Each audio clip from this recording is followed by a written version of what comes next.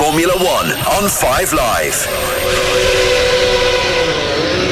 Welcome to qualifying here in Sin City. Over the sound of the spinning roulette wheels, the slot machine dings and the dice rolls, 20 Formula One cars are about to light up the streets of Las Vegas, reaching speeds of over 300 kilometers down the iconic Las Vegas Strip, flashing past the Paris Hotel with the Eiffel Tower looking on, Caesar's Palace and the largest hotel here with over 7,000 rooms inside the Venetian. Before you know it, you've completed a lap around this just over 6-kilometre circuit, and we're going to need to hold on to our hats for this one, I think. Mercedes have come out the blocks looking strong. Ferrari and McLaren with certainly looking like they have strong pace. But will Max Verstappen be able to overcome the hurdles he has so far faced with his Red Bull pace so far? This is the first weekend where he could take his 4th world title.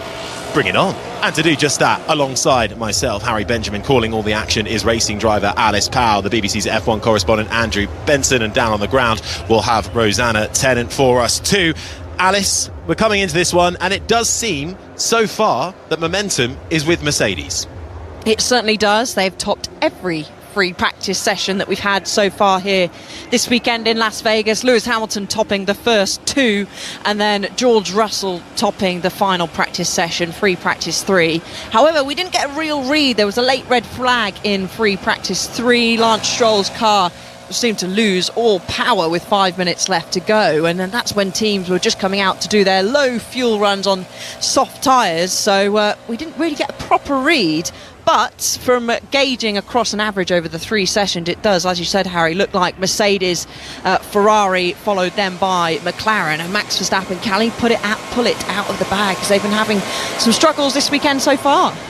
Certainly, I think it's going to be a really busy qualifying session. The nature of a street track in general, Rosanna, trying to find that place on the circuit, coming in and out of the pits as well, is going to be really crucial to have that communication clear between pit wall and driver. It's such a challenge, isn't it, this circuit? It's cooler than we were expecting. It's not got as much grip, this circuit, so it's a real challenge for the teams and drivers. Let me tell you, the atmosphere down here in the pit lane and the paddock is electric. Everybody's gearing up for this qualifying session. I think, as you've alluded to, we don't really know who's going to come out on top. Have Mercedes sold us a bit of a red herring, do you think, topping all the time sheets in the practice sessions? I think a lot of people perhaps did have them right up there this weekend, but perhaps not right at the top. So there's lots to look out for. But I said it's cooler. It's actually not as chilly as it was yesterday. So another little headache for the teams to work out how to set their cars up for this crucial qualifying session.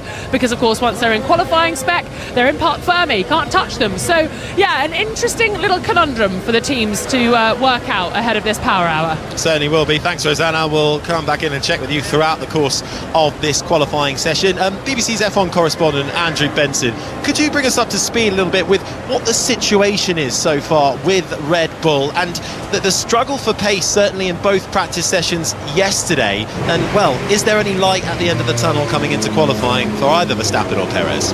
Well, they looked better towards the end of final practice, Harry, didn't they, than they had done on Friday. Verstappen at one point went top of the times, but then he tumbled down as others went quicker than him, and as Alice said, we didn't get to see it play out, so we don't really know. The problem yesterday was that, or at least part of the problem for Red Bull yesterday was to do with their rear wing level. They don't have a super low drag rear wing like some of the other teams do, and that affected them in Monza for the Italian Grand Prix, and it was affecting them here. What they've done overnight is carve out some kind of scallops out of the top part of the rear wing, the flap as it's known, the bit that flips up when the DRS is open, and that's reduced the drag. It seems to have helped them. Verstappen was talking about having much better grip, but we really don't have a read on comparative performance between the top 4 teams. And I tell you what, I was really disappointed in practice when we didn't get to the end of the session, because it was really building up to something really interesting, and I think this qualifying session could be the same. 4 teams, I'm saying, going for pole position. Oh, it's going to be tantalising. We're almost ready for the green light at the end of the pit lane, Rosanna. Well, Andrew alluded to the fact that we didn't get to the end of FP3 with a full hour's running, and that was, as you mentioned, Harry, because Lance Stroll stopped his AMR 24 Aston Martin car on the side of the road. That was because it was suffering from an energy recovery system failure. The team are working hard to try and change that ERS pack before the session starts, and they are really hoping that they'll get him out for that first part of qualifying Q1. But we've got a green light at the end of the pit lane. Here we go, Harry. Here we go. Q1 underway after the next, 17 minutes and 45 seconds. We will knock out the slowest 5 drivers as we set the grid for the second edition of the Las Vegas Grand Prix here on the Las Vegas Strip Circuit. And what a venue to come to as well. Vegas really is an assault on the senses. The track running right in the heart of the city, down the strip, the 1.9 kilometre back straight where the cars are getting up to nearly 350 kilometres an hour. Alice, this is a tough track because you've got those high-speed sections, but it's tight and twisty as well. It gave us such action last year. It should very much give us the same again. Yeah, it certainly will, Harry. I'm very convinced of that. And it's just these cold conditions. So air temperature at the moment, 11.9 degrees. Track temperature, 14.5. At the start of free practice, the track was 17.1. So it certainly drops a lot, and the drivers will feel that in their tyre warm-up. And we do have a support race here this weekend. We didn't have one last year, the Ferrari Challenge, but they won't have laid too much rubber down during their session, which was full of drama and red flags, so I'm told. But it's going to be a challenge because we never come to places where it's this cold. Usually we're used to racing in much warmer climates and track temperatures. For example, Miami, Budapest, track temperatures are 40 to 50 degrees, so it's much cooler here. And we come with the softest compound of tyres available. The drivers and teams have 2 sets of hards, 3 medium, 8 softs. The majority of the running during this qualifying session, of course, will be on the soft and the medium tyre. I think you're going to take a risk if you're going to try and qualify with your fastest time with the medium tyre. But tyre warm-up, Harry, is going to be critical. The front axle is going to be the hardest to warm up. You push too early when the tyres aren't warm, you cold grain the fronts and possibly the rears, and that results in less grip and the tyre life reduction. So it's going to be difficult. Got a long straight. We've got the back straight down the Las Vegas Strip, 1.92 kilometres straight, then into a heavy braking zone. So that going along in that straight line, you're not really generating. Actually, you can lose some tyre temperature. And then you get to the end of that, turn 14, you have a lock-up there, which we've seen plenty of drivers do throughout these sessions. That can damage the tyre and reduce the surface temp. So there's a combination of lots of things going on out for the drivers there. It's very dusty. We've heard lots of drivers complaining about the dust. So a lot to deal with, and we could see some upsets, especially if you've got someone that you don't expect to get through into Q1 gets a sneaky toe down the strip that could be 2-3 tenths, and that could be them sailing through into Q2 or even Q3. Yeah, that toe can be so important, can't it, down that strip, and then again out through 16 all the way through to the start-finish straight. The final corner, really, turn 17, a left-hand kink which flies right by where our commentary boxes are, the entrance to the pit lane, but it's flat out with these conditions once the cars are up to speed and up to temperature, so it's taken completely flat as they make their way down then towards turn 1, which is really a former parking lot, and now this place absolutely transformed to host 20 Formula 1 cars. Majority of cars then out on track, still waiting for Sainz, Magnussen, Hülkenberg, Leclerc and Stroll to make their way out, but we know the situation going on with Lance Stroll right now, so we will look to see what the first time on the board is, and it's courtesy of Valtteri Bottas' Sauber, who sets the marker with a 1:36.8. His teammate though goes a tenth quicker, but opening lap times then, as you say, it's going to start to bed in a little nearer to the end of the session. In terms of how the standings look coming into this weekend, in the Drivers' Championship, this is the first weekend where Max Verstappen could clinch his 4th world title. He is 62 points ahead of Lando Norris. All Verstappen needs to do is finish ahead of Lando Norris in the race, and the championship is his. The way Lando Norris carries this over into Qatar next week is he must outscore Verstappen by at least 3 points. If Lando Norris wins the race, then effectively we go to Qatar. But the momentum, the advantage after Sao Paulo and that frenetic race and a magnificent win from Verstappen is very much with the Dutchman. But over in the Constructors' Championship, that looks like it could go down all the way to the finale in Abu Dhabi in just a couple of weeks' time. McLaren lead the way, 36 points ahead of Ferrari. Then come Red Bull a little further back in third. Mercedes and Aston Martin round out the top 5. And don't forget that battle for 6th with Alpine, Haas and RB separated by just 5 points. Williams in 9th, then Sauber 10th and last, still the only team yet to get off the mark. So we'll be keeping you up to date with all the permutations throughout the course of this weekend. But qualifying under the lights well and truly underway, and Sergio Perez in the Red Bull is making his way round the sphere through the long sweeping left-hand turn of 6 before you get into the tight and twisty 789, which catapults you down towards Sands Avenue as you begin to build up the pace, approaching the left-hander of turn 12 that leads you on to the Las Vegas Strip. And there will be pressure, there will be intrigue on the 2 Red Bull cars to see if they have done anything in between the break for FP3 and the start of qualifying to try and find some pace. Friday was a disaster for both Red Bulls, a turnaround very much needed. Fastest time at the moment goes to Gasly, a 1:34.5.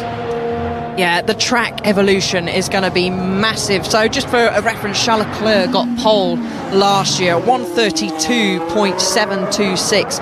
And the track evolution from Q1 to Q3 was 9/10 of a second. So you're going to try and leave it late and be the final car, because that's when technically the conditions are going to be the best. But of course at that you risk of traffic, you risk of a yellow flag or even a red flag. And we've actually seen quite a few yellow flags of drivers locking up going into certainly turn 5 and turn 14 as we're riding on board with Oscar Piastri. He's gone fastest of anybody in the middle sector. He's going to sweep through turn 17, which is right where our commentary box is. He uses all the road available and jumps to the very top of the times, half a second quicker than Pierre Gasly, then followed by Alonso, Tsunoda, and then Perez, who's not having a great weekend. He's 8/10 of a second off Piastri's time at the moment, Harry. Yeah, it's not a good opening gambit for the Mexican, just being knocked down to 7th now because Lewis Hamilton comes across the line in 3rd. Hamilton, who topped FP1, topped FP2. It was his teammate, though, who topped FP3, but Hamilton is feeling strong around this circuit. The Mercedes seem to have surprised us a little bit with how well their form has been going, but they themselves trying to downplay it, questioning what their performance might be like the following day.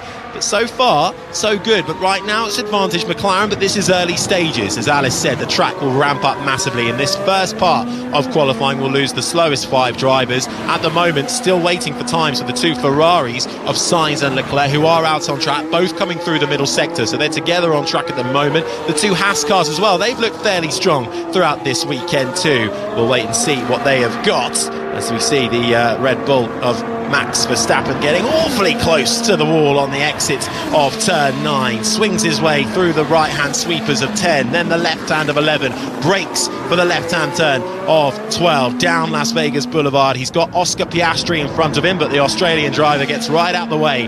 10 minutes to go then, important first proper bench time lap from Max Verstappen being set as he races down towards turn 14. The drag reduction system enabled down the strip, passing the Paris Hotel. The Eiffel Tower looms over, followed by the Venetian a little further down, Caesar's Palace in the distance overlooking it, and before you know it he's into the left-hander of 14. Hop, skip and a jump out through 15 and 16, past Planet Hollywood and down towards our commentary boxes, round the final corner and across the line for Max Verstappen. What will it be? It's a 1:34.353, and that is 3/10 down on Oscar Piastri's fastest lap time. Yeah, so a little bit of time to find for Verstappen. Gasly's doing a good job. He's a couple of tenths, or a tenth and a half, should I say, behind Max Verstappen. Still, of course, waiting for those Ferraris. They are out now. Charles Leclerc's gone through the first sector, nearly matching what Lewis Hamilton has done, half a tenth shy of that. I think there'll be a strong challenge for pole position. Of course, it's been the Mercedes that have topped every single practice session so far this weekend. Oscar Piastri, he's going for another flyer, and he has just gained over a tenth on what was Hamilton's best overall in the first sector. So track is evolving. But one thing that we've noticed throughout the 3 practice sessions we've had, Harry, is that the drivers are able to do numerous laps on the soft tyre and still find time. So usually you'll find they'll go out, build, and then they'll do a push lap, a cool, and then a push. And we've even seen George Russell was still going faster and faster on lap 10 on a soft tyre. So there is time, if you do make a mistake, to then go again, unlike many of the other circuits where it's not possible. And it's Charles Leclerc now, he's just crossed the timing line and he jumps up into pole position at the moment, a 1:33.966, a tenth faster than Oscar Piastri. I'll tell you what though, Oscar Piastri is fighting back on this second run. Fastest of anybody in the first sector, fastest of anybody in the middle sector. Piastri on a mission. Sainz then just starting his proper flying lap as he crosses the line and hurtles down towards turn 1, and it was a great lap by Piastri. Half a second he finds over Charles Leclerc. A good lap, and the track evolving with every single second. This is going to be a bit like when we see wet races or wet to dry, dry to wet. Last man over the line almost to find out who might be eliminated come the end of the next 7 minutes and 20 seconds of Q1. Yeah, indication you can also see of possible fuel lows, but because the McLarens have stayed out and done numerous laps where, as I think Lewis Hamilton, as he come into the pits, he's still out on track at the moment. He's had a very slow lap, 2 slow laps. One was a 2-minute and the next one was a 1:54. So here he's either doing a couple of build laps after going back into the pits, or he's made a couple of mistakes somewhere. But 6 minutes and 50 seconds remaining as the 2 Ferraris following one another down the back straight. I wonder if they're just trying to give a little bit of a tow to each other, which we've heard reports that could be 2 to 3 tenths of a second, and that can be 1, 2, 3, maybe even 4 positions. Certainly if you're looking at from 5th down to 8th at the moment. George Russell though, Harry, he has just set the fastest first sector of anybody, and a tenth of the half quicker than Oscar Piastri, who previously held the fastest first sector. But Max Verstappen, he's just gone purple in the middle one. It is going well. It's Carlos Sainz who's going to cross the line before those two. Fastest in the final sector for the Spaniard. He pops himself up into second at the moment. It's Piastri, Sainz, Norris, Leclerc, Hamilton, the top 5, Tsunoda, Alonso and Russell, the top 8. Then comes this man. That's the sound you're hearing of Max Verstappen in the Red Bull, currently down in 9th. Let's see what he can do. Round the final left-hand kink of turn 17, crosses the line, finds time, slots in behind Norris. 3.5 tenths off the fastest time into 4th.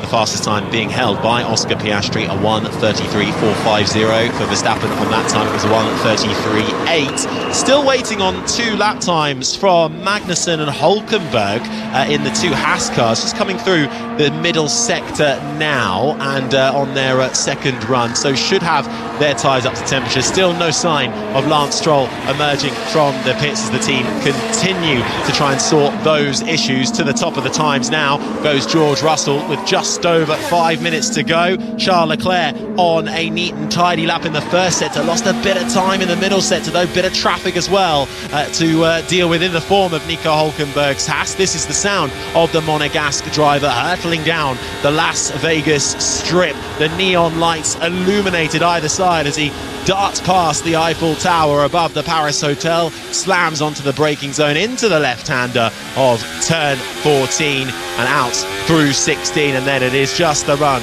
about half a mile, 0.8 kilometres towards turn 17. The pit lane entry to his left, crossing the line for Charles Leclerc, pops himself up into second place. Russell currently tops the time in that elimination zone right now. It's Bottas and Ocon, then come Magnussen and Hulkenberg, who still haven't set representative lap times, and no Lance Stroll either yet to emerge from the pits. And Harry, we've got a really close qualifying session on our hands here. Russell, Leclerc and Piastri, 3 different cars, Mercedes, Ferrari, McLaren, separated by just 87 thousandths of a second at the moment. Then the Ferrari of Sainz, Norris 5th. Verstappen struggling, it would appear, to be in that ballpark, and Lewis Hamilton didn't have a great last lap, but it's really building to a terrific session this. And it's only Q1 with 3 minutes and 47 seconds left of this session. Pretty much everybody is out on track, bar Piastri, Sainz and Norris. They're still in the pits. No Lance Stroll still. It's looking unlikely that the Canadian driver will be able to get out in this qualifying session after all. So that might allow one driver a reprieve to get themselves up and into Q2. It's everybody from 16th downwards. Only Bottas and Ocon find themselves with representative lap times in that bottom 5. Still waiting to see what the two Haas cars have got, but now they're on a much better lap this time around. So we'll see whether Haas cars can place themselves. Were usurped after Sao Paulo in that coveted 6th position. Kevin Magnussen, this is the sound of the Danish driver as he embarks on his final 3 races with the team. Round the final corner, pops himself up nicely into 9th, just ahead of Esteban Ocon, who has leapfrogged himself up. That just leaves Nico Hulkenberg to try and set his first representative lap time. He's coming towards the line now, is Nico Hulkenberg, and he goes about a 10th quicker than his teammate, the two Haas cars, 9th and 10th. This is such a strange session because usually you'll see drivers go out, box, put on possibly if they feel at risk another set of soft tyres. But majority of people, apart from the McLarens and Sainz is just coming out of the pits as well. For example, George Russell, he's on his 8th lap. Max Verstappen's just jumped to the top of the times at a 1:33.299, a fraction of a second quicker than George Russell. But that just shows that there's no huge tyre life. They can keep going and going and going, and that, of course, that is down to these cold temperatures. The air temperature's actually risen ever so slightly, half a degree, if you want to be precise, from when we started the session. But we're going into these critical final moments of this Q1 session. Just under 2 minutes left to go. Perez, he's in the drop zone, Harry, and he's only half a tenth quicker than Valtteri Bottas at the moment, who's sitting in 16th place. So Perez, he gets so close to the wall there on the exit of turn 12, Andrew. And Alice, the car looks clumsy, doesn't it, when he's driving it? It's not smooth through those tight corners through past the sphere. He just doesn't look comfortable in any way. All the top drivers are not driving in the same way. It's jerky. It just doesn't look good. No, he's just found a little bit of time, though, in that middle sector. He just avoids one of the Aston Martins as he's going down the main strip. But there's a huge queue of cars, Harry, heading down into turn 14, which is where Perez is going to approach very rapidly. He's going to jump on the brakes, and he is up at the moment, but he could get balked at some point through these final few corners before he crosses the line. Yeah, he's got so much traffic ahead of him. The Haas gets nicely out of the way. He might just have got away with that, as the cars in front now start to line up for their final laps.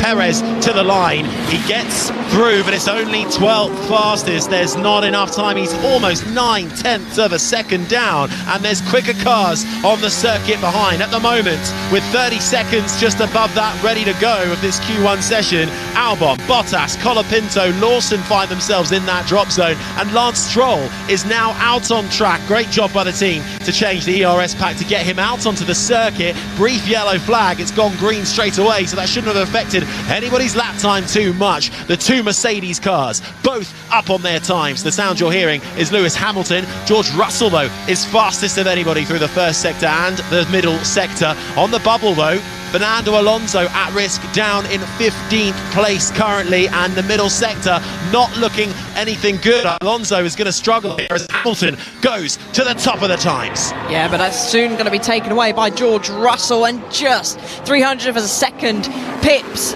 his teammate Lewis Hamilton. I think Perez is going to be at risk here. Just looking at the sectors, Harry, that those behind him, Alexander Albon, he crossed the line. He is out of this first part of qualifying. Colapinto gets up and denied, out-qualify his teammate Albon. Taken the checkered flag, he won't get through. Alonso, has he bailed into the pits at the end of his lap? He's already down to 17th spot, only in front of Albon. Perez is now been shuffled down as Tsunoda gets himself up into the top 10. This is the sound of Lance Stroll, his one and only lap. What's it going to do for the Canadian driver when he will come across the line towards the back straight? It's Lawson, Perez, Alonso, Albon, Bottas and Stroll currently all at risk. Lawson is 15th, right on the edge, and I don't think Perez is going to be able to get through. No, he is not. Neither will Fernando Alonso. Can Lance Stroll put Liam Lawson's day down under and into 16th spot. He's coming round the final corner now.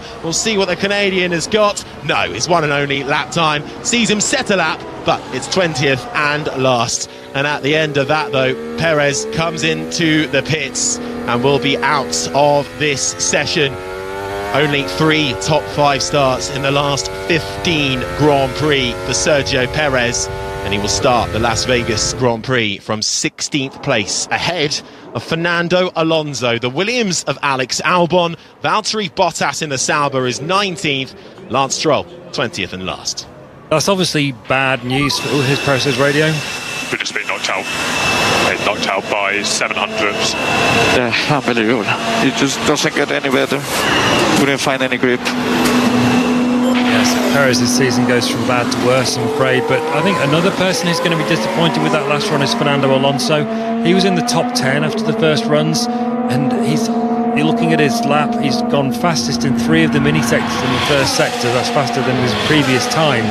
And then obviously something's gone wrong. Now, I don't know whether that's a driving error or something with the car, but something's happened on that last lap for Alonso that's not enabled him to maximise his potential. I wonder what that was, because it was looking like a slightly better weekend for him until then.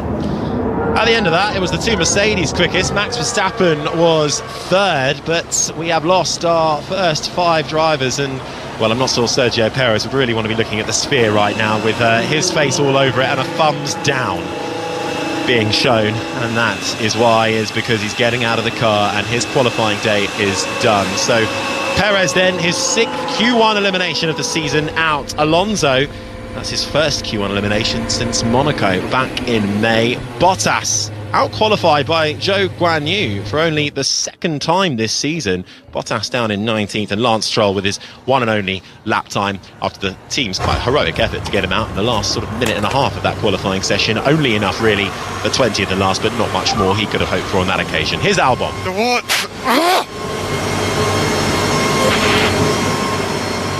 And that'll be frustrating for Alex Albon as well. A lap time deleted too, but his teammate Alex Franco Colapinto once again shining up in 9th. Yeah, huge frustration. I'm just trying to see where his lap time was deleted, but that's big disappointment, and you could hear that in his voice from Alex Albon as Fernando Alonso walks down the pit lane. Mandatory for all drivers after a qualifying session to go and weigh. He does a fist pump to the marshals down in the pit lane, so they'll be weighed, and then the FIA will give them a little ticket that they then pass on to their physio or their mechanic, and they'll pass it on, and the weights will be totted up from the weight of the car and then the weight of the driver. Intriguing, that session, wasn't it? Bit weird, bit odd, with the way the tyres are lasting, the lap times and the delta improvements as well. It's going to be really interesting to see how this unfolds going into Q2. And Andrew, you've just been pointing at the timing screen, noting me about Zhou Guanyu being in 14th. I've already pointed it out. It's only the 2nd time the Chinese driver has out-qualified Bottas this year. A great loss to Formula 1 at the end of the year, Harry. But isn't it funny how often when drivers get the sack, their performances start to improve? We saw that. Was it Giovinazzi, I remember, in his final sort of season with Alfa Romeo, suddenly came alive a little bit. It's almost like the pressure's off. Yeah, pressure's off. You just go, well, do you know what? I'm going to prove you wrong. And we almost saw a little bit of that from Carlos Sainz, didn't we? When it was announced that he was departing, he was then almost found a bit of form and was able to pull out some great results. He's won 2 races this year, only 1 pole position. Will he grab another one today? We're just seeing a couple of replays. First up is Kevin Magnussen. Was he the person that caused that brief yellow flag? He locks up at turn 5, he spins the car around. Who did that affect? I think that might have affected his teammate. Next up is Charles Leclerc.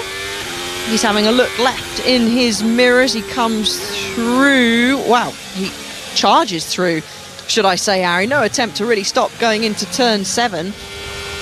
And then Nico Hülkenberg. There we go. So his lap was ruined by his teammate, I think, there, but he was lucky to escape on through in 11th place. Yeah, it took a while for both Haas cars to really set a proper lap time, tripping over each other by the looks of it. But in the end, they both make their way through into Q2. Hulkenberg finished 11th and Magnussen finished in 13th. Lawson was the car that just escaped through into Q2, right on the fringes in 15th. But this is looking good, Alice, isn't it, for George Russell and Lewis Hamilton? But I think Max Verstappen as well will have confidence. They've finished third fastest at the end. It is going to be about where you are on the track. Can he utilise the use of a tow and also be able to get those tyres up to temperature and find himself on track where there's minimal traffic too? Yeah, and he's done that. He's at the very front of the queue. Won't benefit from a tow, but a brand new set of soft tyres as pretty much majority of the cars left in this session are queuing in the pit lane. Not yet ready to go green, but Max has got prime opportunity. As I say that, the green light is illuminated at the end of the pit lane. He bleeds out. It looks like he's got a Mercedes behind him as well. I think that is George Russell. So clear space for Max, and this is almost a bit of a surprise for us because all the practice sessions they've really struggled. Certainly on that medium tyre, they just don't have the pace on the medium tyre. Max Verstappen said the car was undrivable, and then he bolted on a set of the soft tyre in that final moments of pre-practice 3, and said that the grip was much better and the car felt a lot better. So clearly he's much more comfortable on the soft tyre. Will he be able though to close the gap down to the Mercedes in front? And don't rule out, of course, the two Ferraris that followed him up closely behind, and as well Oscar Piastri and Lando Norris. They did some of the least amount of laps compared to their rivals at the very front of the field. Well, Q2 then underway, and the cars making their way out onto the circuit for their first out laps. 13 minutes and 51 seconds remain of this second part of qualifying, where once again we'll eliminate the slowest 5 drivers. So everybody from 11th downwards will set their grid position for the Las Vegas Grand Prix, which you'll be able to hear live on 5 Live. Build up from 5:45 in the morning ahead of lights out at 6 a.m. And I think it will be certainly one to tune in for on a weekend where Verstappen could clinch his title, but at the moment it's looking tricky for him. But if anybody can turn around and go against the odds, it does always appear like it's the Dutchman going for his 4th world title this weekend. We've got an answer from Fernando Alonso, by the way. He got caught out by the Magnussen yellow flag, so that's what ruined his final lap and stopped him getting through, I think. Thank you very much, Andrew Benson. That's the BBC's F1 correspondent. Alongside myself, Harry Benjamin, is also the Racing Driver W Series Vice Champion, Alice Powell. And out onto the circuit then in Q2. 15 cars and everybody straight out on the soft tyre with their out lap, followed by a build lap. And just remind us again, Alice, how tricky it is for the tyre warm-up and managing that tyre life around this circuit. In FP1, it was an ice rink. It was, and it doesn't look like it's improved a great deal as George Russell snakes his car out of turn 9. He then heads up through to turn 10, then turn 11, which is where we saw Lando Norris crash out last year, and then slam on the brakes into turn 12 before he bleeds left to then head down the Las Vegas Strip. But it's so difficult. We're used to much warmer temperatures here.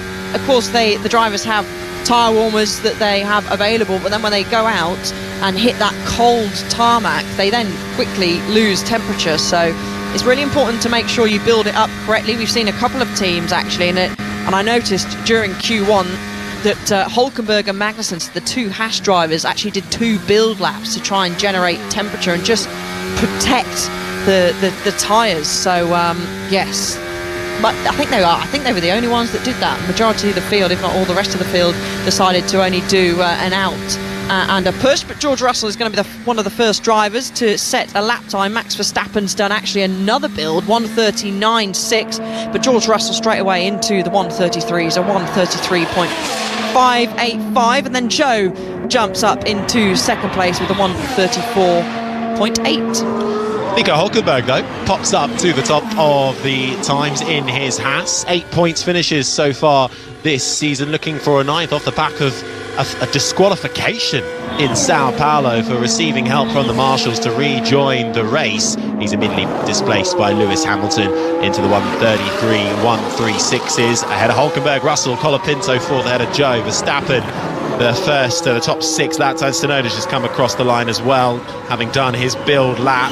Lawson, Magnussen all out there. Leclerc and Sainz have both come back into the pits after their exploratory runs. Ocon pops in to 7th place in the Alpine off the back of a really confidence-boosting result for both Alpines in Sao Paulo, getting onto the podium and leapfrogging RB and Haas and getting up into 6th place in the Constructors' Championship. Their focus throughout the rest of the season will be trying to keep that place, and Esteban Ocon had a really good run here last year, qualified down in 17th but worked his way up into 4th place, just off the podium this time last year.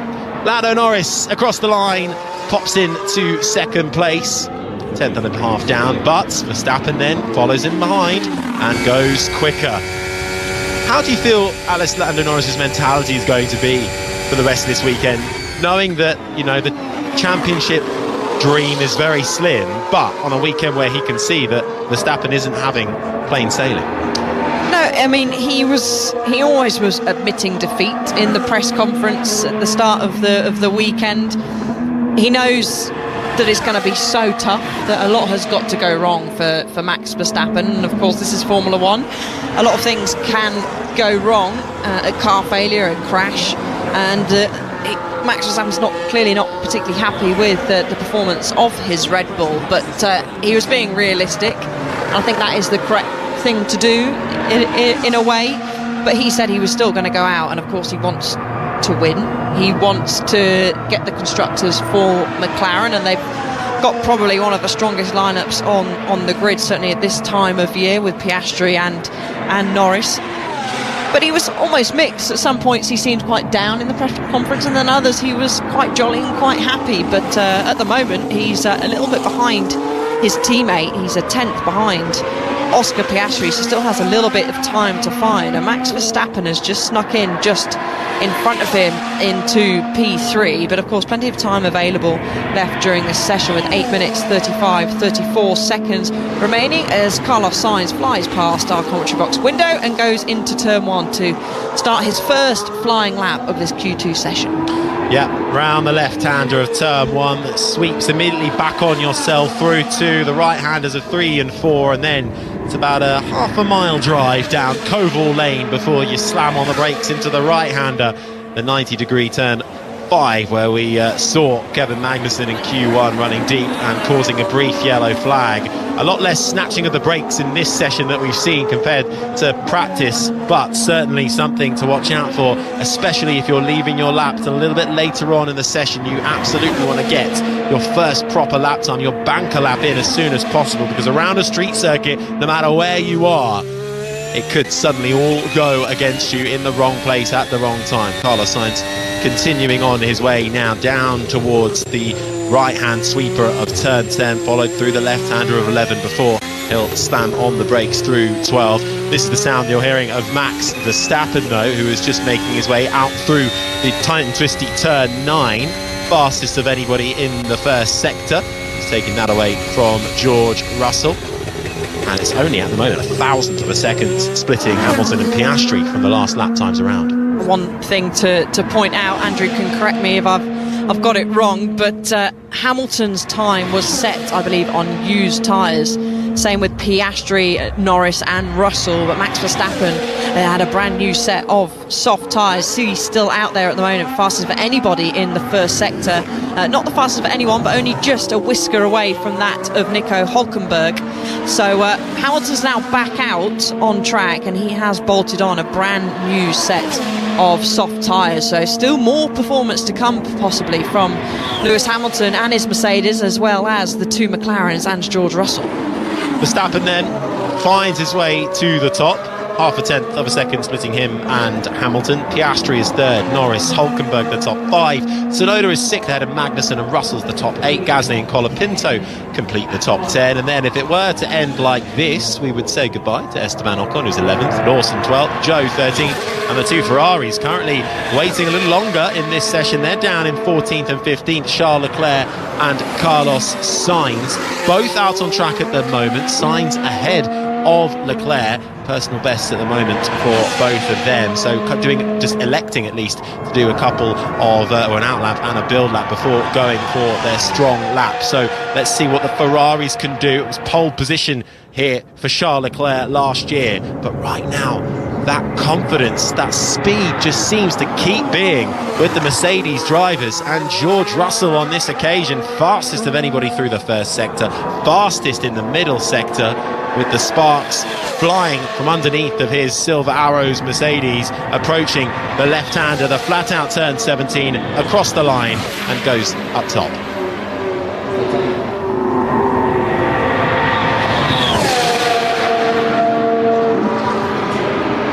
Oh, absolutely, all the stars are out in force in Las Vegas. We've just had Q1, the big names to fall, Sergio Perez and Fernando Alonso being caught out by a yellow flag. We're now in the middle of Q2, and the momentum is still very much with the two Mercedes drivers, George Russell and Lewis Hamilton, both looking strong. Max Verstappen on the back foot with struggles throughout this weekend so far.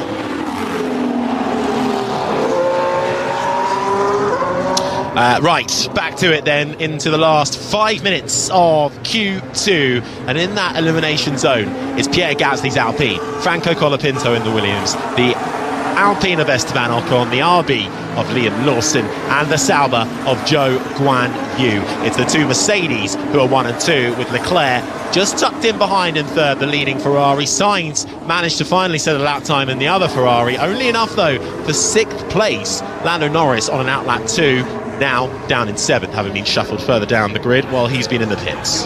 Yeah, and out come those that have elected to not try and do 2 or 3 runs.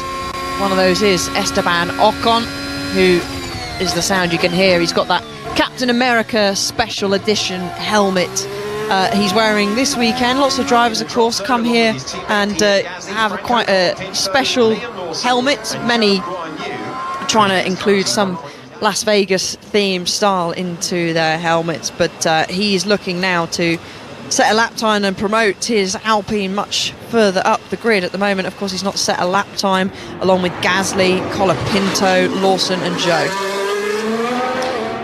Lando Norris then making his way out through the right-hander of turn 5 into the long sweeping left-hand turn 6 as he flies underneath the sphere, illuminating, well, at least part of this circuit, the entire circuit illuminated not only by the lights but by the neon signs that absolutely engulf Las Vegas from casino to hotel.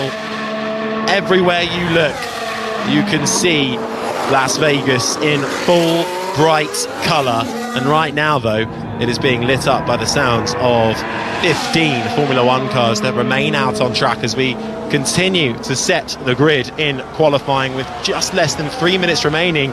Lando Norris, not the best first sector from him, continuing to build, a little better in the middle sector.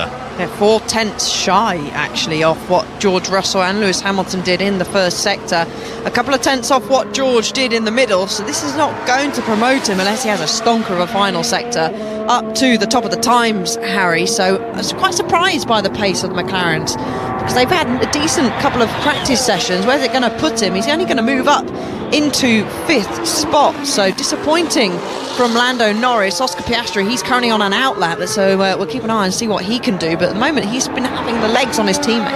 Yeah, he certainly has. I wonder also what Norris would have come out of the pits outlap. That would have been then his first lap that he did, so I wonder if he's just taking the time on this occasion to do perhaps another sort of half build, half flyer. He's still got enough time to set one more lap. 2 minutes left to go, but both McLarens are around about in the same ballpark right now. 2 tenths off is Norris, nearly 2.5 tenths for Piastri. They're 5th and 6th. Piastri looks strong in the practice long runs as well when it came to race pace. but it's Russell and Hamilton, P1 and 2, ahead of Leclerc, Verstappen, Norris the top 5, Piastri, Sainz is down in 7th with time to find, Hulkenberg's up into 8th, Tsunoda is 9th, and Magnussen in 10th. So that midfield battle certainly looking like it's going between Haas and RB right now, but Franco Colapinto had a good run at the end of Q1. Can the Argentine driver do anything as we're getting a little bit, Alice, of traffic build up into turn 14? I think that was Carlos Sainz in the Ferrari trying to navigate his way around the Sauber of Zhou Guanyu.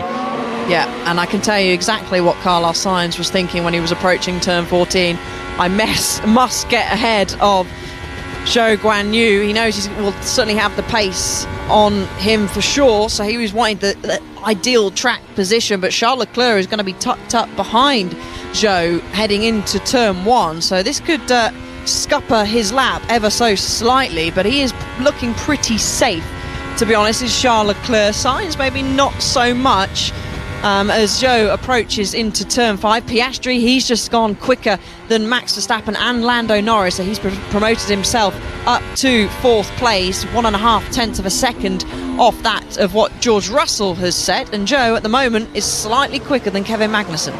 Zhou Guanyu running rather well in this final part of Q2 with just 14 seconds left on the clock. The man who has qualified plumb last in the last 8 Grand Prix has out-qualified only for the second time this season his teammate Valtteri Bottas. Zhou Guanyu, though, has not done enough to keep his seat at Sauber. That will go to Gabriel Bortoleto, who lines up with Nico Hulkenberg next year as the team becomes Sauber. He's lost a little bit of time, though, in the middle sector compared to Kevin Magnussen. This is the fight to try and get through into the top 10. The checkered flag is out. George Russell crosses the line, takes the checkered flag, improves his lap time, but then Hamilton comes across and finds a further 2/10. The Mercedes exchanging fastest lap time from fastest lap time. Magnussen's crossed the line, but only gone up to 9th. Still very much at risk. Hulkenberg puts himself up into 7th. That pushes Carlos Sainz down, but Sainz is going well right now. Takes the line and puts himself up into 2nd. Splits the Mercedes. Tsunoda is the man at risk, right on the bubble. Can Zhou Guanyu get only his 3rd Q3 appearance this season? No, he can't. He's out in 11th place. Tsunoda lives to fight another day for now, but can his teammate Liam Lawson do anything about it? I think Lawson might have just come into the pits, and we got a big crash for Franco Colapinto. Tsunoda goes up to 7th. Colapinto in a wrecked Williams, the front left, the front right, the rear wing entirely off. The car running down the long straight towards the final corner of turn 17, almost ambling in the middle, out of control before it comes to rest inside the wall. And that is a big shunt for the Williams off the back of big shunts in Sao Paulo as well. Thankfully, the Argentine driver has said he is okay, but everyone behind him will not get a lap, and I don't think we'll get any more. Ocon out, Magnussen out, Zhou out, Colapinto out, Liam Lawson 15th and last. I think that didn't really affect many of the drivers, because I think he was last in the queue, but I was just thinking, Harry, that this has been such a clean weekend so far. All the red flags that we've had, which is only 2 of them, have been cars breaking down, but that's such a heavy impact, and we've seen the Williams crew in the garage head in their hands. It's going to be a long night for them, and they had so much damage in Brazil. We saw plenty of videos on social media, so let's have a little look. He's going to brush the wall there, so that's on the exit of turn 5. He gets so close, so that's not where the damage has happened. Riding on board, he's going to hit the brakes into 14. Oh, that's a real rookie error. He clipped the wall at 16. The car was planted, was perfect. He just turned in a little bit too early and just clipped the wall. Inside wall, Alex. Yeah. That's really a bad mistake for a Formula 1 driver to make. You very rarely see that. The debris that's scattered across the track, it almost looks like someone's let off a confetti gun, and it's all spread across the circuit. But yeah, you're right. That's a real poor error from Colapinto, because the car looked planted, settled, just turning in a fraction too early, and big frustration. He hits the top of the halo, and a lot of damage that Williams don't need, Harry. They certainly don't. The Williams team, there were rumours coming into this weekend that they might even struggle to have both cars ready and up to spec after both Albon and Colapinto had big crashes in Sao Paulo. But the team, who are up against it financially in every sense of the word, managed to get both cars fixed and up to spec as well, with both having the same upgrades on them. And for Franco Colapinto, who is doing all the right things to try and put his name into the frame, was a surprise call-up this season to be the man to replace Logan Sargeant, and surprised everybody and put himself in the line to keep a seat for next season. Rumours of Red Bull wanting him, Sauber perhaps wanting him, Williams putting a high price on his head for anybody to take him away from their academy. But that was a rookie mistake from a rookie driver. And Colapinto out of the car and behind the barrier, and you can see he's visibly frustrated with that. So yeah, another big accident for Williams. Just to put that into context, there was never any danger of Williams not getting both cars here. The struggle was, what spec would they be and how many spare parts would they have? Alex Albon and Franco Colapinto were saying on Wednesday that the cars were both in the latest spec, but there weren't very many spare parts. And Albon was asked, what does that do for your mindset? Do you take it a bit more easy because you don't want to risk an accident? He said, well, you can't drive like that as a Formula 1 driver, because if you drive like that, cautiously, that's when the accidents happen. Unfortunately, Franco Colapinto has proved exactly the opposite. He's been a bit over-exuberant, he's turned it He was too up soon. behind the back of Gasly, and I think he was too busy fixated on the back of the Alpine that he's just turned in a fraction too early, and he's really clobbered that inside wall. The car's in an absolute state, Harry, and so the question now is, A, can Williams get it ready for the race? Almost certainly yes. B, what specification will it be in when they do?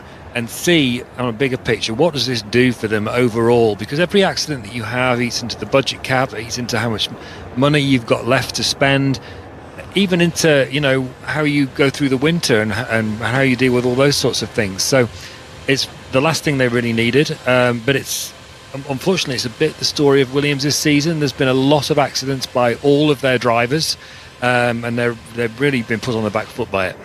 Does that, though, when you say that it's all of their drivers have had incidents, we go all the way back to Melbourne, don't we? Can we pinpoint it as, that error was a driver error, but is this car perhaps a little bit too tricky for drivers to drive consistently? I asked that question myself when these accidents were happening. I don't believe it is. So the Albon accident in Melbourne was a driver error. Lawson, he was pushing in that. It was a Friday practice accident. It shouldn't have happened, but he was at least pushing. Lawson crashed in Suzuka, and so did Albon. The Albon incident in the first lap there was just one of those first lap accidents that you can have. The really bad one was Lawson, his Tsunoda's radio. Q3, mate. Well done. Yeah, let's go, baby. Yeah, Vegas, baby. Come on. Vegas is hometown, of course, man. You know. Yeah, it says the Faenza native, Faenza domiciled, Japanese-born Yuki Tsunoda. Anyway, so those two incidents at the beginning of the year, that led to Lawson missing the Australian Grand Prix because they didn't have enough spare parts. Sargeant missing the Australian Grand Prix because of those. They didn't have enough spare parts as a consequence of those issues. Now, Logan Sargeant got fired because he crashed unnecessarily in practice in Holland, having had the lecture from James Vowles. You've got the updated parts on your car now. It's really important you have a clean weekend, and he went and drove straight onto the grass, basically, in wet grass in a really embarrassing way, and that was the final straw for him. I think the ones in Brazil, although it looked bad, they're the sorts of things that can happen in a wet race.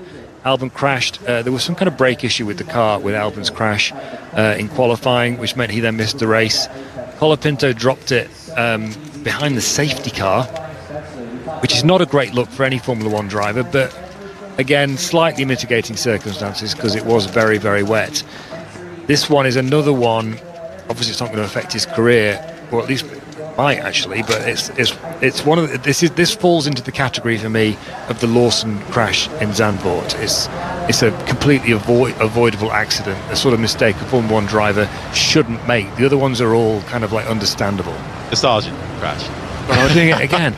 I'm so sorry. Lawson and Logan right now. I'm so sorry, everybody. All I can say, whoever's listening, if there are any of you. Would you like a Skittle? Because I think I need a coffee, Alice. Other brands lots of sugar, yes. Lots of other brands. I've just had some. I can only say the schedule here is an absolute killer. we won't hang you on that word too much, Andrew. Don't worry. But you're absolutely right. I do wonder, Alice, though, if we compare, sort of the reasons Sargent got the sack, he was a man who was well into his second season.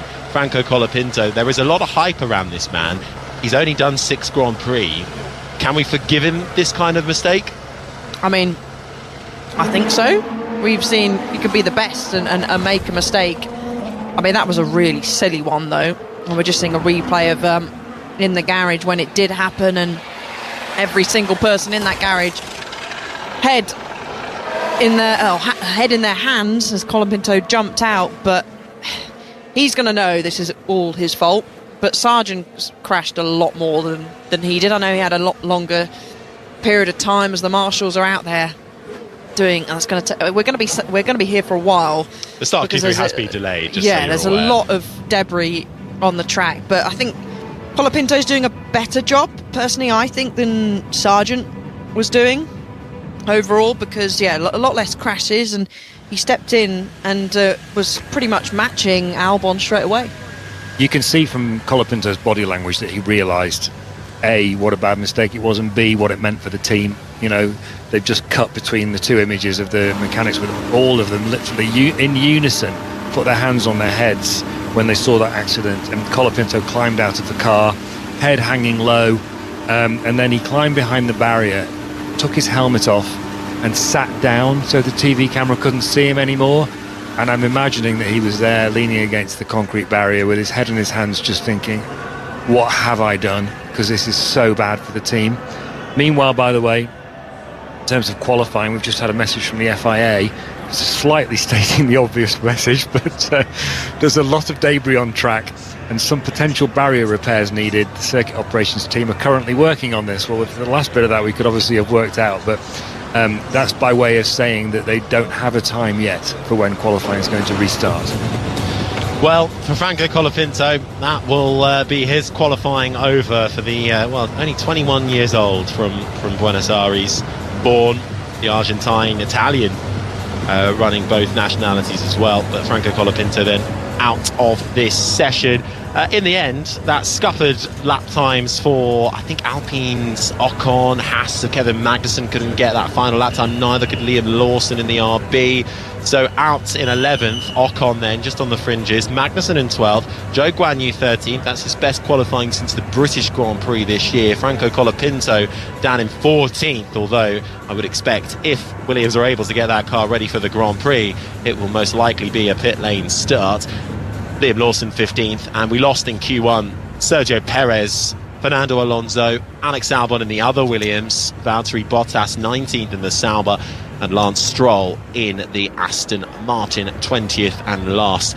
Conversely though, as the fountain shows outside the Bellagio Hotel reign supreme, illuminated in lights, it's Lewis Hamilton right now who has the fastest lap time at the end of that Q2 session, ahead of Carlos Sainz's Ferrari. George Russell up there as well. Gasly sneaking into the top 4-2 in the Alpine with Charles Leclerc 5th, Piastri 6th, Max Verstappen ended that session in 7th. It's been a tough weekend so far for both Red Bull drivers, but Rosano, once again, another miserable weekend, even more so for the Mexican side of the garage. Absolutely. I was just having a chat with Checo Perez, and he said he's just been struggling to get the tyres working. But I asked him about the general setup of the car, because we've been talking so much, haven't we, about the rear wing and how they've used that Monza spec rear wing and essentially sort of carved it to pieces to try and strip some downforce off it. And he said actually they're better placed for tomorrow's race. So all is not lost for Max Verstappen if he can't take pole position this evening, because Checo thinks they are okay in race race trim, but you never know. And also, Max Verstappen can do things with a car that perhaps Checo can't. So I don't know. It tells a tricky story, that interview I've just done with Checo Perez. Rosanna, just to be clear about that, was he saying they're in a better place for the race compared to what they would have been before they carved the chunks out of the rear wing? Or is he saying they're in a better place for the race compared to their rivals? I think in general the car will be better in race trim tomorrow rather than set up for quali, perhaps. That's what I read into it, and that was sort of how he phrased it. Okay. Well, but we only get a few seconds with the drivers in the pen, so yeah, that is my read of what he was saying, that they're in a better setup window when it comes to long runs rather than on the quali side of things. Probably means both, actually. So that's interesting that you got that implication. But of course, carving a chunk out the rear wing does also mean that you're in a better place in terms of straight line speed in the race, which is what you need to protect if you're defending, and also to overtake if you're attacking. And of course, one of the issues that Red Bull had, we're just seeing Colapinto's car being carted around on the back of a truck outside our window. Actually, it's really in during quite a the state. mother of all UEs. That was fast paced from the recovery truck. Yeah, that's. I think he's reversing back. He's just going to. I'm happy for him to park right outside our commentary box. That is a lot of damage. That's every single corner has had an impact there. A lot of work for the mechanics to do, and we spoke to some Williams people who are staying in our hotel, and they reckon the mechanics finished at about 4 a.m. Last night, this morning, however you want to look at it. So another late one, unfortunately for them again, and it's being reversed back down the pit lane. Slams on the brakes. There's a recovery truck, and then there's another tractor that's coming to take the car off, and then I'm guessing put it on another truck. Rather aggressive driving from the recovery vehicle driver, isn't it? And I wonder where Colapinto has had the crash coming down the straight that approaches the final corner. He did sort of come to a rest at one point against the barrier. It does look like he's just pushed the barrier slightly back and made an indentation. Yeah, and just to be clear, Harry, this is not just a metal barrier. Those are concrete blocks that there's 3 concrete blocks of sort of the sort of arc has been curved out of the straight line of the barrier.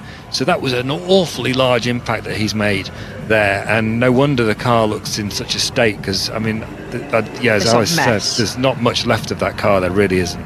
No, it's and you would say the only damage that should be on that car is the one that impacted the wall, but that just shows for the left hand side it's got a lot of damage on it as well, which shows how early he did turn in to clip that wall, because it's not only destroyed the front left, it's destroyed the rear left as well. So a hefty shunt for him, as drivers are sat waiting patiently. Now I wonder if this could be a little bit interesting and mix it up slightly again, because this has disrupted the rhythm somewhat of the drivers. Of course, they're all professional. They wouldn't be in Formula One if they weren't, but certainly it's could disrupt your flow a little bit. And it's certainly when quite a few of the drivers have been saying that it's tough, this time zone coming on to Vegas time, and we're what time are we here local time now? We're coming up to 11 p.m. at night, and it's a tough time zone to get used to, isn't it? Certainly for us, let alone the drivers and the mechanics. Well, the bizarre thing is we're not even on Vegas time, really, are we, Alice? Well, you are,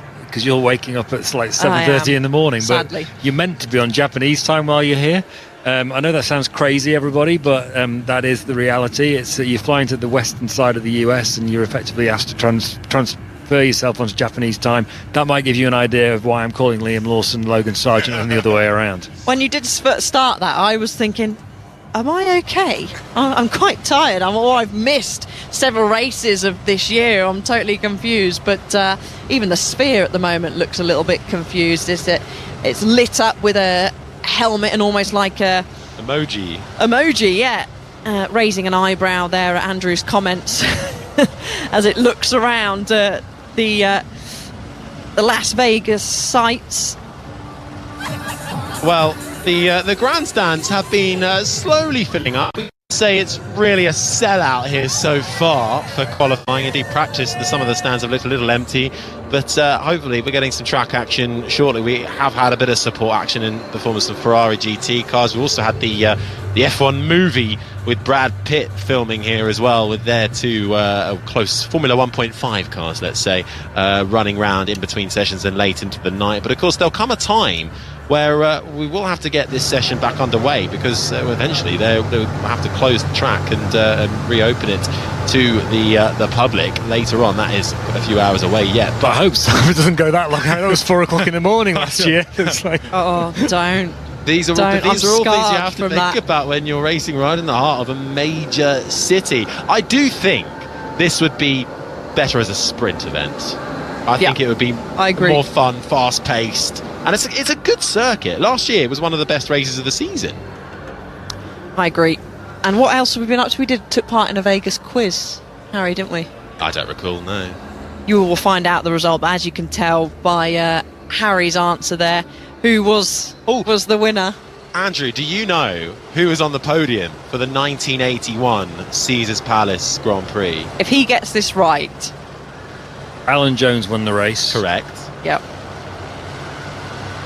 Oh, after that, no, I'm afraid I'm lost. Frenchman. Alain Prost was second.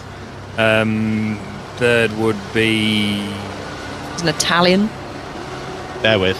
Don't know. I know that Nelson Piquet finished 7th and won the championship.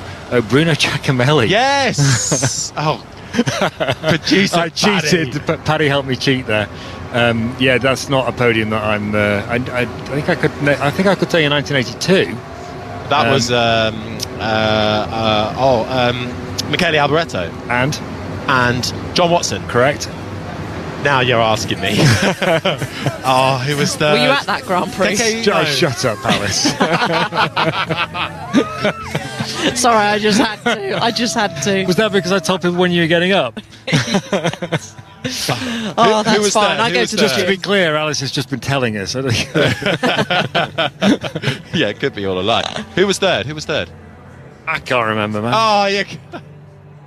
Oh dear. Well, okay. Well, still no track action whatsoever. The Williams car is now over a cover and being wheeled back down the pit lane. Rosanna Tennant. I've got mechanics running down the pit lane in front of me, yes, with different types of jacks to imagine get the car back to the garage as quickly as possible. I've heard from the team that they think they should be okay on spare parts, because of course that is the big question. James Vowles, I'm just watching him, the team principal of Williams, sitting on the pit wall. He's just spun round on his chair. You can't quite see the Williams team actually on the pit wall. They've got a blind pulled down. It's so bright in the pit lane. It's obviously trying to protect them from the glare.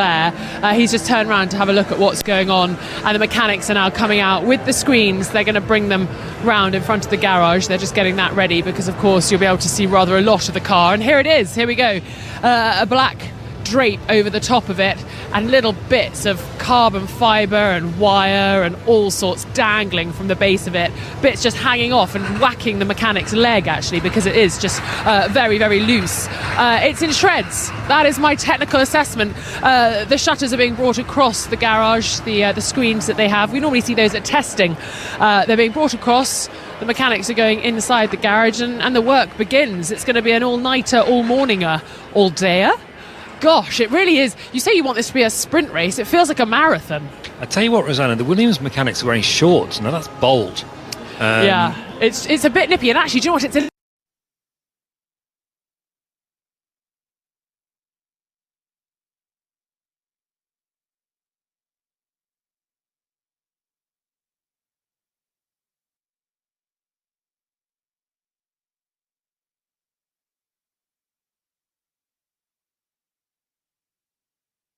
This weekend on BBC Radio 5 Live. On 5 Live Premier League Sunday, it's Southampton versus Liverpool at 2, followed by Ipswich against Manchester United at 4:30. And Manchester United take the lead! And the autumn internationals continue on 5 Sports Extra. Scotland take on Australia at 1:40 and England face Japan at 4. Charging for the line and he gets it down! BBC Radio 5 Live. Listen on BBC Sounds. This weekend, F1 rolls into the city that never sleeps. Welcome to Las Vegas. It's all about the razzmatazz, the show. The atmosphere is electric. It's a night race, a street circuit, and the first chance Max Verstappen has to win his 4th championship in a row. We need to just stay calm and make no mistakes. This is the Las Vegas Grand Prix. Tomorrow morning at 6. Listen to live coverage of every lap on 5 Live and BBC Sounds. Welcome to You'll Never Beat Kyle Walker. It's going to be a good show. We got Danny Rose on the pod. I think we've gone back since probably under 9s, Sheffield United v Leeds Academy. So we're going to chat about wingers and those you've particularly hated playing against. Bernardo Silva, he doesn't look strong, but he was just 2 steps ahead every single time. And I know Kyle would pass him the ball a lot of the time as well. One year we played against them, there was like a clip of him just keeping the ball. Oh my gosh. And he sent me the video laughing. You'll Never Beat Kyle Walker. Listen on BBC Sounds. On BBC iPlayer. For as long as I can remember, I've had a fascination with racing. Keanu Reeves tells one of the greatest underdog stories in Formula One. And I'm going to share a story that barely seems believable. This is about survival. Best way to become unpopular very quickly is to start winning. You either push to the limit or you're nothing. Brawn, the impossible Formula One story. We push to the limit. Watch on BBC iPlayer.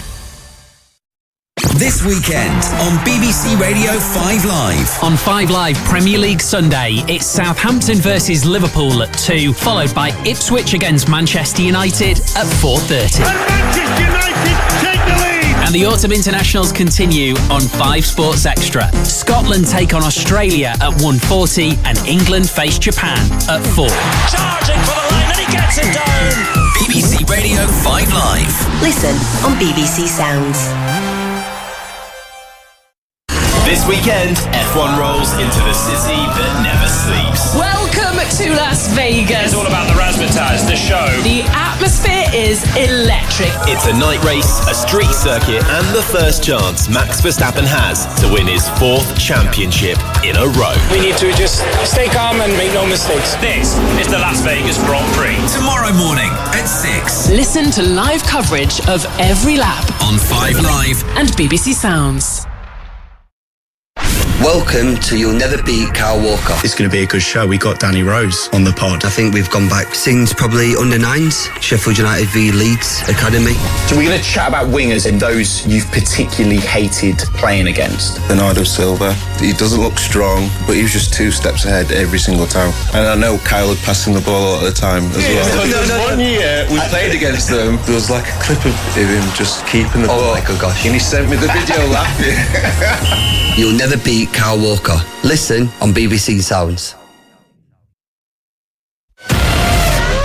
On BBC iPlayer. For as long as I can remember, I've had a fascination with racing. Keanu Reeves tells one of the greatest underdog stories in Formula One.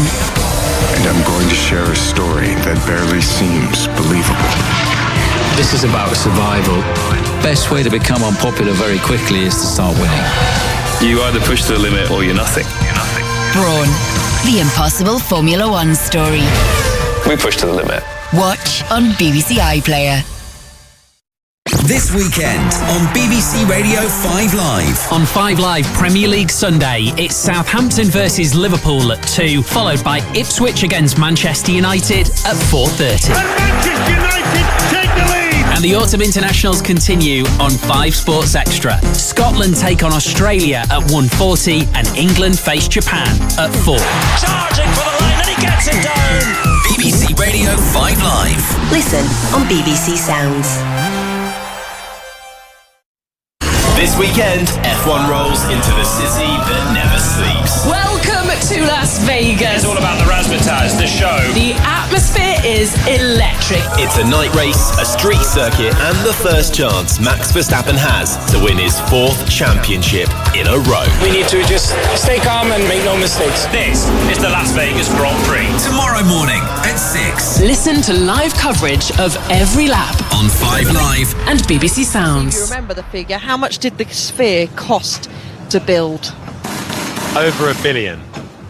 $2.3 billion. 1.2 million LED panels on the sphere and 110 metres high, so it's nearly as tall as Harry. Here's another one for you while we're waiting. A minute and 20 left. How many, kilos of shellfish are eaten every day? I thought I was going to have to guess your weight then. No. How many kilos of shellfish are eaten every day in Las Vegas? Any takers? I'll take to the nearest 1,000. I've got a question that's more about the question. Why is it focused on shellfish and not, say, steak or whatever? Well, because it's quite popular in Vegas. Okay. Hence why this is a stat. Okay, I didn't know that. I'm genuinely interested in that. Well, no, because, you get all these amazing buffets in Vegas, don't you, with the lobsters and the crabs all popping out. 1,000 kilos. Is very popular. 27,200 kilos of shellfish a day. Eaten every day in Las Vegas. Crikey. There you go. Well, you know what? Oh, we haven't been any of those, have we? We don't have to wait too much longer. Now, if you are just tuning in, or if you did perhaps lose us for a few minutes, we do apologise for any technical interruptions, but we are just waiting for Q3 to get back underway. And trust me, you really didn't miss much, because it's been quite a lengthy red flag for the crash of Franco Colapintos Williams. The driver is okay, the car very much not so. But we've returned just in time then for the green light to come on at the end of the pit lane. Q3 is underway, and straight away it's Max Verstappen, the Dutchman, on the back foot from the start of this weekend. On the weekend, he could clinch his 4th World Championship. All he has to do is finish the race under the lights here on the strip ahead of Lando Norris. But right now, Verstappen is struggling. So too, actually, is Lando Norris in the McLaren. It's not their strongest type of track. And it's Mercedes who are looking like pole position is theirs to lose right now. But Ferrari are strong as well. Carlos Sainz looking good, as too Charles Leclerc, who was on pole here last year. Alice, how is Q3 going to pan out for us? Well, I think it's going to be a tough battle between the two Mercedes. Certainly that last lap in Q2, Lewis Hamilton really pulled it out of the bag a couple of tenths quicker than his teammate. He was fastest in the first sector. George has the legs of him in the middle sector by a tenth of a second, but he's then Hamilton slightly better in the final sector. But don't rule out the Ferraris. They've certainly looked strong. But I'm interested to see as well, Verstappen, he's been struggling a little bit with his pace over the course of this weekend, really, particularly on the medium tyre, but he seemed to have found a little bit of pace on the soft tyre. The slippery surface flag is out in the final sector, so I know we'll wait for the pictures. I wonder if there's a little bit of fluid that's been dropped down there, and they've had to put the sand and dust over that to soak up the fluid. But it's going to be Max Verstappen who flies past our commentary box window. He's weaving left to right, just desperately trying to generate some temperature, and then he is going to be one of the first drivers to start the first flying lap of this Q3 session.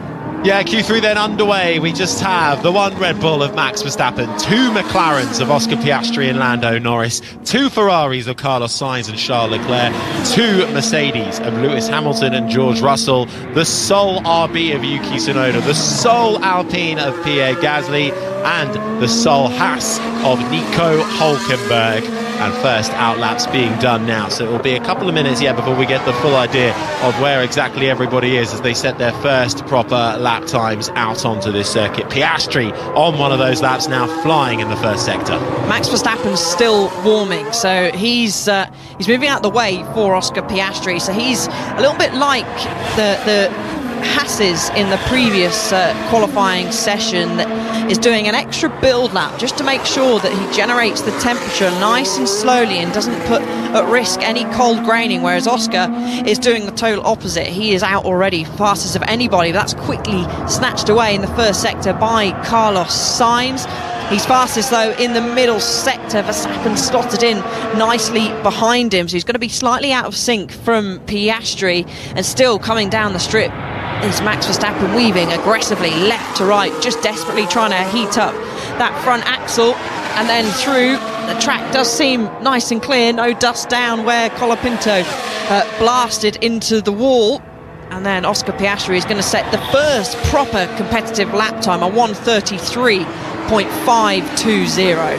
Yeah, nice opening gambit from Oscar Piastri. Carlos Sainz, though, is absolutely flying in his Ferrari. Lando Norris goes to the top, displaces his teammate by a couple of tenths of a second. This is the sound, though, of Charles Leclerc in the Ferrari. Can't beat the McLarens on his first lap around. Down to fourth is Gasly in the Alpine with a strong opener. Puts himself up into third, but Sainz is still flying through the first sector, through the middle sector. How's his final sector looking? Lighting up the mini sector times, coming through the flat-out left-hander of turn 17. Across the line for Sainz. It's a 1:33.0, 2 tenths clear at the top, but we're still awaiting competitive lap times from Max Verstappen, Lewis Hamilton and George Russell still to go. Russell is flying in the first sector. Hamilton is just coming to the end of a build lap now, so we'll see what he's got as he now makes his way on what should be his first flying lap. Russell's coming into the middle sector too. Verstappen, better lap this time so far. Norris on a used set of tyres, same with Piastri, same with Gasly as well. Sainz on a brand new set of softs, and looking at Max Verstappen, he is the same. Yuki Tsunoda on a used and Leclerc on brand new, and Lewis Hamilton on brand new as well. So that's actually a decent time from Lando Norris there. We almost ruled him out earlier, saying that they just don't really seem to have the legs, but a good, strong running there from Lando on a used set of soft tyres. Certainly is. Let's see, though, where Max Verstappen can put himself fastest in the middle sector, crosses the line and puts himself up into second in between Sainz and Norris. This is the sound of George Russell, who's flying through the first sector. His middle sector has been good as well, and is currently up on his own delta. This is first flying lap round the left-hander, across the line, 2 tenths clear, puts himself to the P1 position. Russell, Sainz, Verstappen, Norris, Piastri, the top 5. Gasly is 6th ahead of Hulkenberg. Leclerc down in 8th position, has come into the pits. Tsunoda is 9th. Hamilton, let's see what he can deliver He's for had a mistake us. somewhere in the middle sector, he's Harry. Backed off, hasn't he? He had an okay first sector, but I wonder if he's had a little error coming into the final part of the middle sector. We're just about to see it now. So Hamilton then making his way through the sweeper of the left-hander into the braking zone of turn 14 and just locks up and runs deep. Yeah, so snatched the inside left tyre, had to do a Yuri in the escape road, and then continues to then make his way through. There was a car that went through that was behind him as well. I'm sure they would have had their lap disrupted. So majority of the drivers now back into the pits. Lewis Hamilton's being wheeled back into the garage. Max Verstappen still out there at the moment, so's George Russell. None of them setting the world alight, so I'm expecting them to come in the pits as well at the end of this lap. Yep, so opening lap time set then in this, well, now delayed Q3 session after a long red flag period at the end of Q2 for Franco Colapinto's Williams. We're now back underway and Russell is fastest so far. I want to be at the back. That was too early, I think.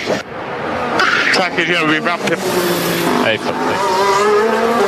I have to agree with him there. I mean, but being at the back, you do run a risk of getting a yellow flag. If it, let's say, is behind Lewis Hamilton, the yellow flag comes out, he's then got to back off, and that's already happened to Fernando Alonso, which sent him out of the first part of qualifying when Kevin Magnussen shot down the escape road at turn 5. Out being waved now is Charles Leclerc. He makes his way out, then closely followed behind his teammate Carlos Sainz. Lando Norris is just up the road in front of him, so is Oscar Piastri. So it's really busy part of this final qualifying session with 4 minutes 34 seconds remaining, Harry. Russell currently sits in that provisional pole position. Sainz second, Verstappen third, ahead of Lando Norris. Oscar Piastri is 5th, ahead of Pierre Gasly. Nico Hulkenberg is 7th. Charles Leclerc with time to find down in 8th, ahead of Yuki Tsunoda. And Lewis Hamilton, after a mistake on his first flyer, down in 10th. And there was a mistake as well for Charles Leclerc coming through turn 7. He's had a few errors there so far this weekend, trying to keep it on the track, and that would have scuppered his lap time. So that is why Leclerc is down in 8th, with more time to find for last year's pole sitter. Lewis Hamilton, though, 10th and last, can sniff a pole position. Has only had one pole since the end of 2021, the last year he challenged for a world title, and that was hungry last year. Meanwhile, his teammate George Russell, who currently has the advantage, has had 2 pole positions this year. We go back to Silverstone for the last time. The British racer was on the front row of the grid in that pole position. But could Ferrari throw a spanner into the works late in the day? Well, just a couple of minutes then to find out. Russell had actually a little skirmish with the wall, Alice. Oh, here he is first. Hit the wall, exit of 5. Yeah, looks like he should, Harry, get away with that, but it was a hefty, well, saying that, it was a strong hit to the rear left there, but I think he will be okay. The mechanics are having a little look over the car. They all seem to be okay. The wheels are on. They're still in their tyre warmers at the moment. A little tweak of front wing, possibly, or a check of the front wing on the front of his car there. At the moment, Verstappen still in the pit. Same with Russell.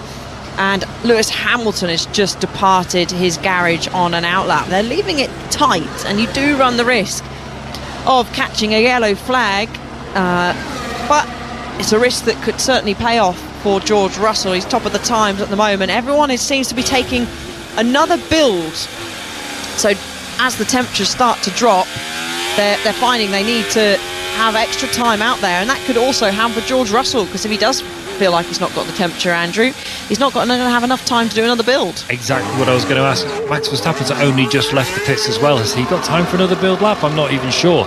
Russell certainly doesn't look like he has, and I'm wondering, is that him going out? I just thought, yeah. So I hope he hasn't messed up his chances of pole position with that little skirmish with the wall there. Leaving it late in the day, 2 minutes to go. Russell emerges from the pits. Everybody is out on the circuit. Hamilton on his outlap, and we'll see in the next 30 seconds the first flies start to come in. It's Russell at the moment on provisional pole, ahead of Carlos Sainz. Max Verstappen third. The 2 McLarens, Norris ahead of Piastri, who is fifth. Then comes Gasly sixth. Hülkenberg is seventh for Haas, ahead of Charles Leclerc. In his first run, made a mistake. Got more time to find.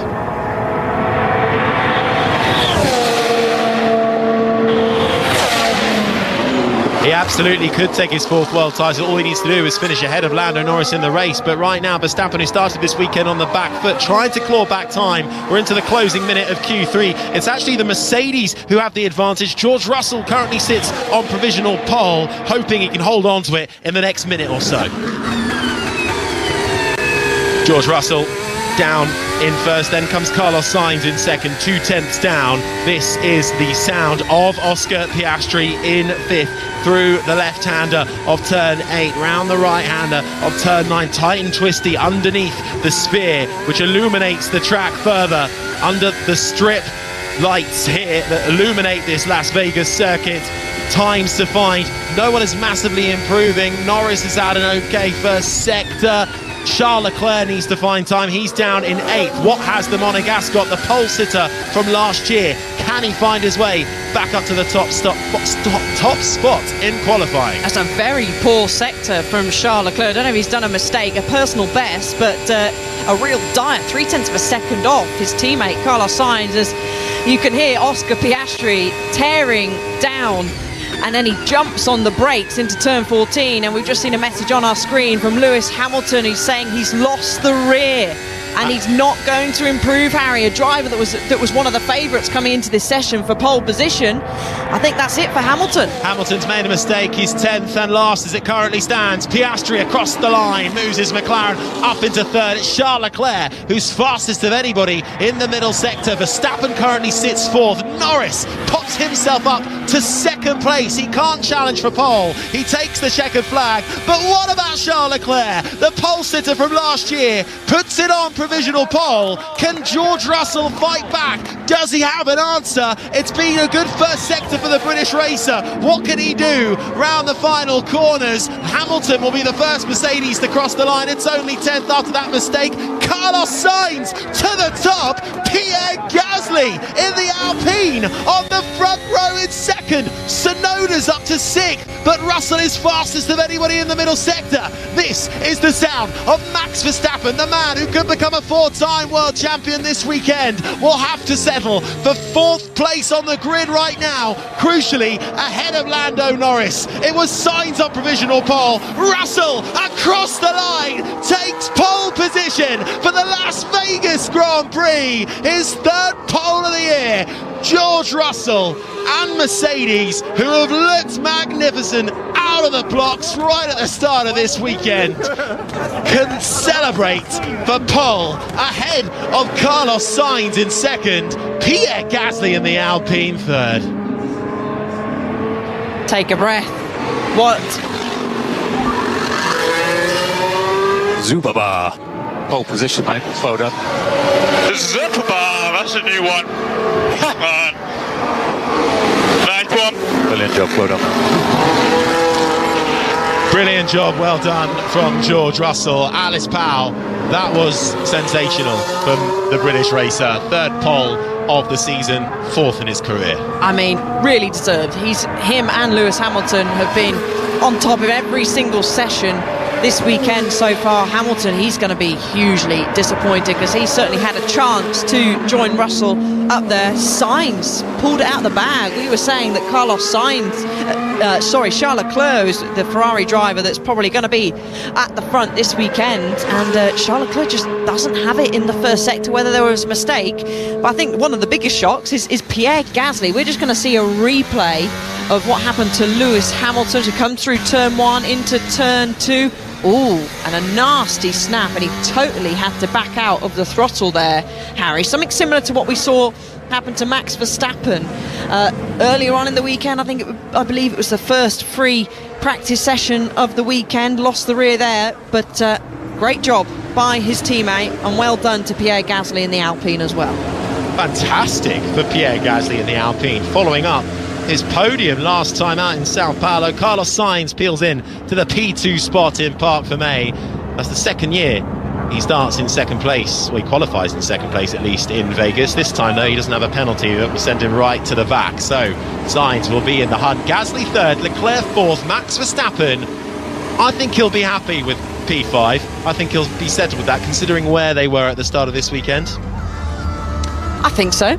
Yeah, I certainly have to agree with that as George Russell pulls into the first place spot underneath the podium, and just in the background we saw a really disappointed Lando Norris trudging to the weighing scales. He needs to finish in front of Max Verstappen to have any hope of taking the title fight to Qatar, but unfortunately for him, he was 3/10 shy, actually 2.5 tenths to be precise, shy of Max Verstappen, as George Russell stands on top of the car, shake of a fist, the number one sign for him, and a roar from the crowd as well. He gives a wave and another pump of the fist to his team, and some high fives and some hugs from his Mercedes mechanics. Brilliant result for Russell. Sainz, Gasly, Leclerc, Verstappen, P5, Norris 6th, Yuki Tsunoda following up his third place on the grid for Sao Paulo with 7th place here in Vegas for RB, ahead of Oscar Piastri in the other McLaren down in 8th, Nico Hülkenberg in 9th, and Lewis Hamilton crucially with a mistake right at the end. He will be frustrated with that to start in 10th. Mercedes bookmarking the top 10 as the light show continues in Vegas, and George Russell's face is projected on everything possible around this circuit. A fourth career pole, Sainz P2, and the gap just less than 1/10 of a second between Russell and Sainz. That's how fine the margins have been all weekend, really. We had to wait a little bit for Q3 to get underway, but I think that was worth the wait.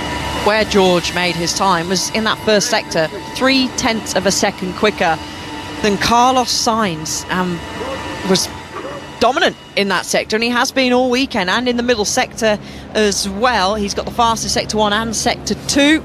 Carlos Sainz a 1/10.5 quicker than him in that last sector. Maybe he got his exit spot on through turn 12 onto the Las Vegas Strip, or possibly was he helped potentially by a toe, as Max Verstappen congrats George Russell. Actually has a smile on his face, which you wouldn't expect to see for Max Verstappen down in 5th, but actually, you know, from their performances that they've been putting in through the pre-practice sessions, I would have to say that certainly they will be pleased with that effort from Max. And like I said, all he's got to do is beat Lando Norris, and at the moment he's certainly doing that.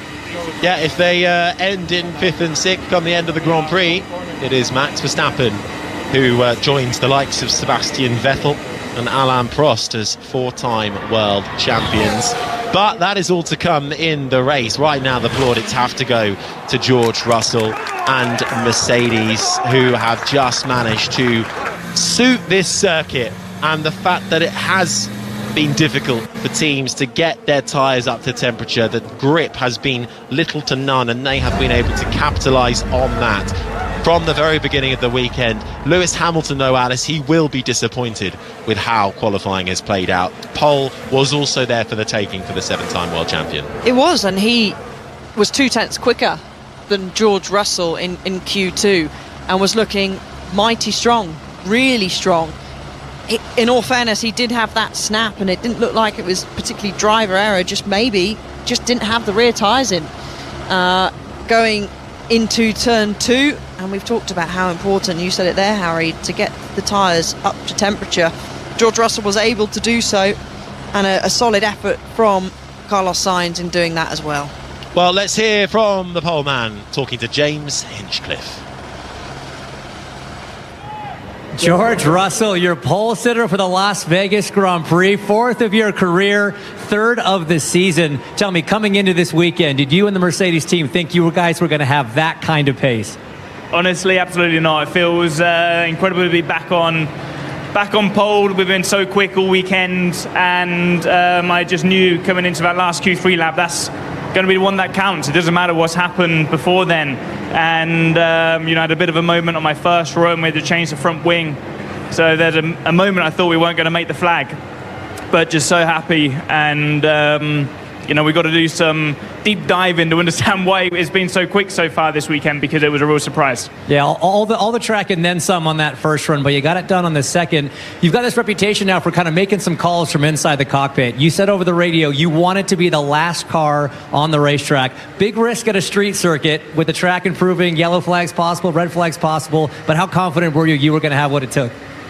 Yeah, I mean, ultimately, you got to put on the table sometimes, and I felt confident in myself. I knew if I did a clean lap, it would be enough to secure, a front row. So to get pole position, it's incredible. But ultimately, we've had a few good qualifyings recently. We need to convert that into a win now. Okay, just quick. Back in Las Vegas, what's it like being back here racing down the famous strip? Yeah, it's great always being in Las Vegas. It's late night, good atmosphere here, and excited for the race now. All right, well, congratulations. Pole position, George Russell. Alongside him, Carlos Sainz, congratulations. Big cheer from the crowd here in Vegas. You were second in qualifying last year. You had to take that penalty, but you guys got it done today. A lot of talk about tire temps. It is so cold here. How difficult was it to get those tires into the right operating window for that fast lap?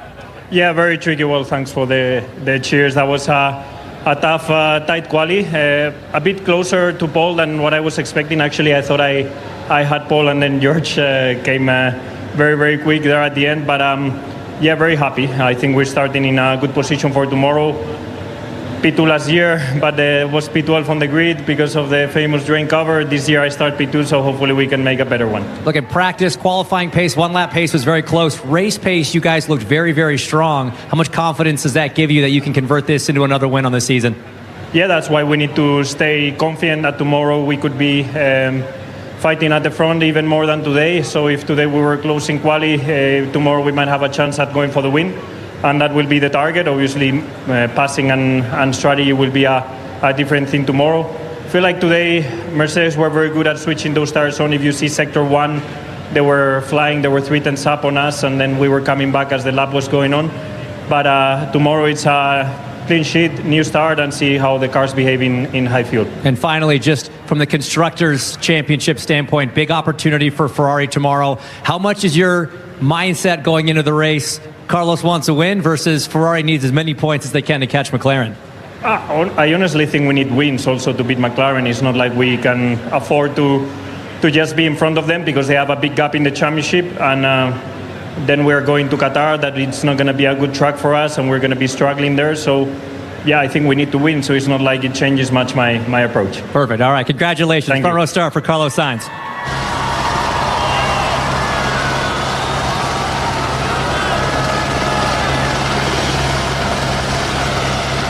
P2 for Carlos Sainz. And Pierre Gasly will line up third on the grid tomorrow. Incredible run. This team's really been on a great run of performance since Austin. You backed it up with an incredible podium position last time out in Brazil. Just talk to me about the emotion of getting a qualifying like this in. Yeah, it's the first time ever. So no, it's unbelievable. Honestly, we didn't think we'll be able to achieve a top 3 in the quali. So no, it was an incredible lap, especially around this track. You're flirting with the walls everywhere through the lap, and a lot of adrenaline, a lot of excitement. I knew crossing the line it was a good lap, but when they came up on the radio telling me we're lining up third tomorrow, it's just amazing. So really happy. I mean, times are so tight here. So let's just talk a little bit about how tricky it is specifically here. Cold temperatures, dirty racetrack, low downforce configurations, and walls everywhere. In qualifying for the ultimate lap, how tricky is it here? Yeah, I mean, I was getting cold in the cab. We had to wait so long before that Q3. I just wanted to get going, and yeah, we had a good first run.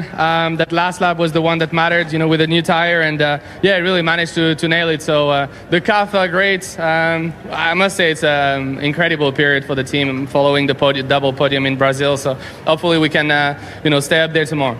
Third last time out in Brazil, starting third tomorrow. Best of luck. Thank you. Congrats. Thank you very much. Pretty epic qualifying for Pierre Gasly. Qualified 5th here last year, makes it 3rd this year behind Carlos Sainz and George Russell on pole. Charles Leclerc finished 4th ahead of Max Verstappen, who starts from 5th ahead of Lando Norris. If they end in those positions come the race, Max Verstappen will be a 4-time world champion. Yuki Tsunoda was 7th ahead of Oscar Piastri, 8th, Nico Hülkenberg 9th, Hamilton rounding out the top 10 after a mistake on his final lap. Ocon 11th ahead of Kevin Magnussen, 12th. Joe 13th. Colapinto with that big crash in Q2. Let's see if he can even make the start of the race tomorrow. He finished in 14th. Lawson 15th. Then comes Sergio Perez, once again knocked out in Q1, down in 16th ahead of Fernando Alonso.